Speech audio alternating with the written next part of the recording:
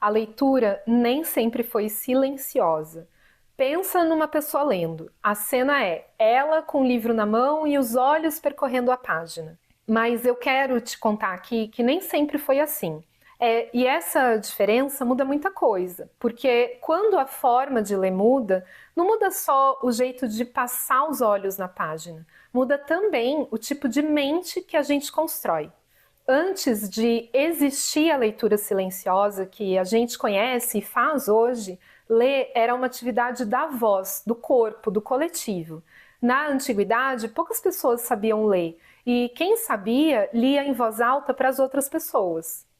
Mas a pergunta que eu quero trazer aqui é o quanto a forma que a gente lê influencia a forma que a gente pensa o mundo e se enxerga. Se antigamente poucas pessoas sabiam ler e quem sabia lia em voz alta para o grupo, o conhecimento ele chegava pelos ouvidos.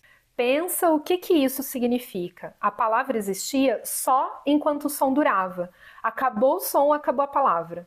A memória, então, ela não tinha função só de registrar um saber, mas de conservar ele para que ele não morresse. Aquilo que era esquecido morria ali, e para memorizar e compreender melhor, os textos eles eram bem repetitivos, ritmados e coletivos. Pensa nos provérbios, naquelas frases que todo mundo sabe de cor, ou nas histórias épicas que são contadas de geração em geração. Ou pensa também numa batalha de rima. A pessoa está ali na hora, construindo um argumento, transmitindo uma visão de mundo pela voz, pelo ritmo, pelo corpo. Não tem página. É a mesma lógica. A oralidade, ela nunca desapareceu, ela está aí até hoje. Mas naquela época ela era o único canal. Os olhos, eles ainda não tinham aprendido a ler sozinhos. Os textos antigos eram escritos sem espaço entre as palavras.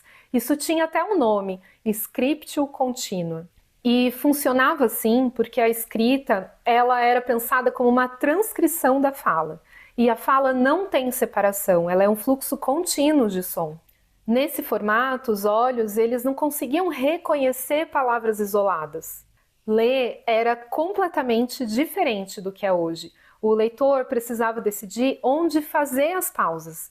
E ler em voz alta não era só uma experiência coletiva, era uma necessidade, porque assim, só vocalizando que dava para entender o que estava escrito. Ler na antiguidade exigia uma concentração muito grande, porque era fisicamente cansativa, não era algo que se fazia casualmente. E tem um registro bem interessante sobre isso. O Agostinho, o filósofo não Carrara, um dos maiores pensadores do cristianismo, ele fez um registro que foi bem relevante. Ele observou Ambrósio de Milão, que era um bispo na época, lendo em silêncio. E ele achou isso algo importante e anotou no seu livro Confissões de Agostinho.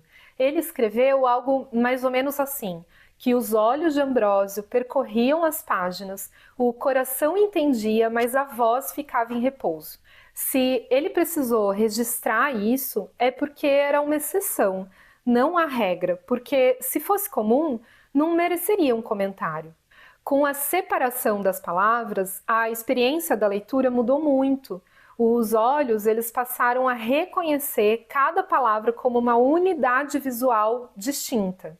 E aqui acontece uma coisa que eu acho bem interessante. Depois de muita exposição, ou seja, depois que a gente lê a mesma coisa várias vezes, o cérebro ele guarda a imagem da palavra inteira. Ou seja, quando você vê a palavra cachorro, você não lê C-A-C-H-O-R-R-O.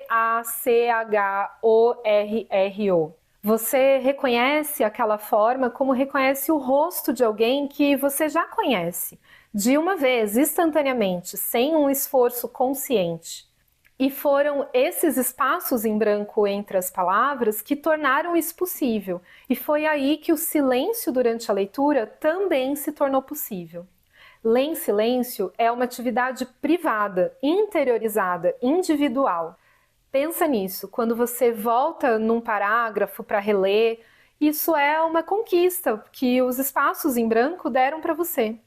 Rever, parar, contemplar, tudo isso só foi possível a partir daí. Eu também fico pensando que se antes a leitura era oral e coletiva, quem lia definia o que se lia. E quando ela passa a ser silenciosa e individual, a escolha também passa a ser individual. Bom, a não ser nos períodos em que se queimam livros, né? Eu vou pedir emprestado para Beauvoir se ela estivesse falando de leitura.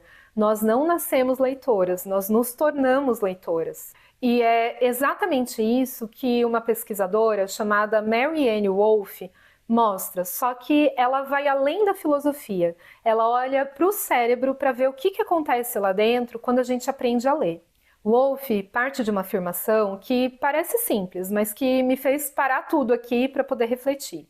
A humanidade inventou a leitura há poucos milhares de anos e o cérebro humano não estava preparado para isso.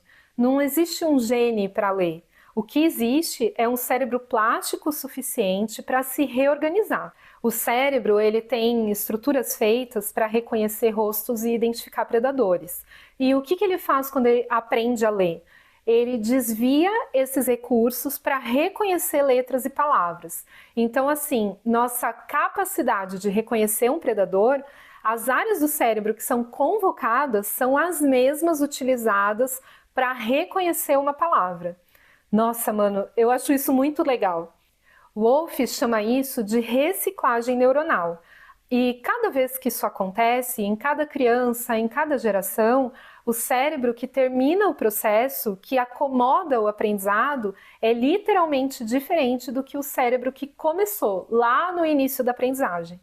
Ler muda o órgão que lê. Isso significa que tudo que a gente viu até agora, do texto oral ao script contínua, da leitura coletiva à leitura silenciosa, não foram apenas mudanças culturais, foram mudanças no cérebro também. Cada jeito novo de ler criou um novo tipo de leitor, no sentido mais literal e biológico possível, e começa bem antes do que a gente imagina. Porque o Wolff conta que quando um adulto lê em voz alta para um bebê, no colo, ali esse bebê já está construindo associações entre linguagem, afeto, ritmo, imagem. A leitura começa bem antes de saber que existe leitura. Agora, o ponto que eu mais gosto e que tem tudo a ver com o que eu falei sobre a leitura em silêncio lá no início do vídeo. É o seguinte, Wolff descreve que o que acontece no cérebro de um leitor experiente nos primeiros 500 milissegundos de uma única palavra. Pensa assim, é meio segundo, menos que um piscar de olhos. Lembra da palavra cachorro? Nesse meio segundo, o cérebro reconhece a forma visual das letras, conecta com os sons, recupera o significado, cruza com tudo que ele já sabe sobre aquela palavra e encaixa na gramática da frase e ainda mantém a memória do que foi lido antes. Tudo isso ao mesmo tempo, sem você perceber. E aí vem a virada, a reviravolta neurológica. A Marianne, a autora, ela fala que quando esse processo se torna automático, quando você não precisa mais ficar pensando em cada letra, em cada sílaba, o cérebro libera esses recursos de reconhecimento. Aquele mesmo que a gente usa para reconhecer os predadores ou os rostos. Percebe o que isso significa? Quando você reconhece cachorro em meio segundo, sobra um espaço mental para pensar sobre o cachorro. Sobra espaço para sentir sobre o cachorro, para lembrar do seu cachorro, para imaginar um cachorro que nunca existiu. A decodificação some e o pensamento aparece. O silêncio que os espaços em branco tornaram possível não era só conforto, era uma condição, um tipo de pensamento que a leitura em voz alta, com todo aquele esforço de vocalizar, simplesmente não conseguia dar conta. Wolff lembra que o Sócrates ele resistiu muito a essa transição. O argumento dele era mais ou menos assim, que a escrita cria uma ilusão da memória. Para ele, só a memória viva, treinada pelo diálogo, era o conhecimento real. Ele dizia algo dentro da ideia de que o texto não responde para nós, ele não se defende, ele não se adapta a quem lê. Ele fica ali, mudo, e para ele a pessoa pode entender errado para sempre, sem que ninguém corrija ela. E que a humanidade perderia esse confronto de ideias.